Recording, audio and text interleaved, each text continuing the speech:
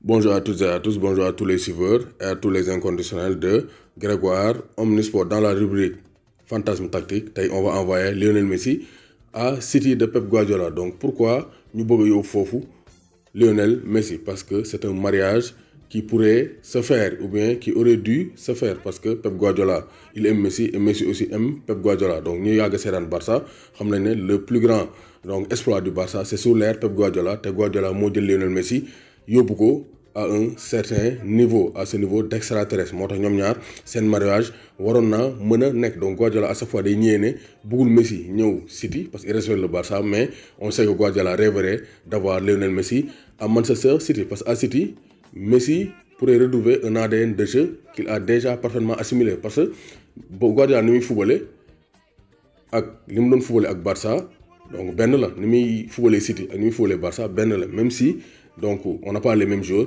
mais c'est le même système de jeu avec un mariage technique alléchant avec les Agüero, De Bruyne, Bernardo Silva, Riyad Mahrez. Moo tax système de jeu yi Guardiola mënoon teg au cas où Messi signé Manchester City, c'est d'abord le 4-3-3 avec Messi en faux neuf. Donc loolu Guardiola joué na ko ak Barça et ça a été une franche réussite. Donc Guardiola mën naa teg Messi en faux neuf teg fee Mahrez teg fee Raheem Sterling sur les ailes parce que Leroy Sané il va aller au Bayern de Munich. Donc benn système c'est un 4-3-3 avec Messi relayeur 4-3-3 Messi relayeur. Donc boobu il faut nga sacrifier donc Riyad Mahrez nga yóbbu Messi excentré droit, Raheem Sterling excentré gauche, Agüero ci point de vue. Mais premier système bi donc li tax muy metti on va sacrifier Kun Agüero qui est l'attaquant numéro 1 de Manchester City. Donc point fort système boobu Messi bu demoon Manchester City, il faut savoir que donc la force de Guardiola pourrait dégager de son côté droit avec Messi. Donc Messi bu jógee ci côté droit di dugg ci axe bi kenn du ko mën a téye loolu na nekk une force donc pour Manchester City. L'autre point fort c'est associé à Sterling. Sterling il aime les profondeurs comme Pedro ni mu ko doon defee ak donc Messi.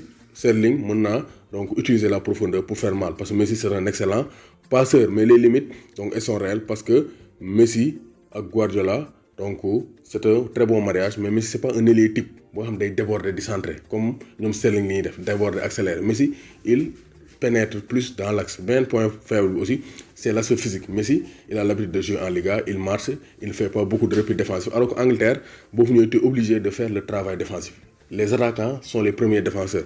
Loolu aussi mën naa nekk une limite vraiment à la venue de Messi au niveau de Manchester City. Donc bilan bi donc d'après Jean-Marc Furlan qui est le consultant de Eurosport par rapport à ces rubriques nee na il y a un risque de déracinement pour lui surtout pour quelqu'un de son tempérament avec un style de football très différent. Donc Messi benn type de football rek la xam mooy le championnat espagnol. Même si face aux clubs anglais il a toujours réussi mais dajeeg 2 matchs avec un club anglais wala jouer 38 matchs avec les clubs anglais c'est pas la même chose.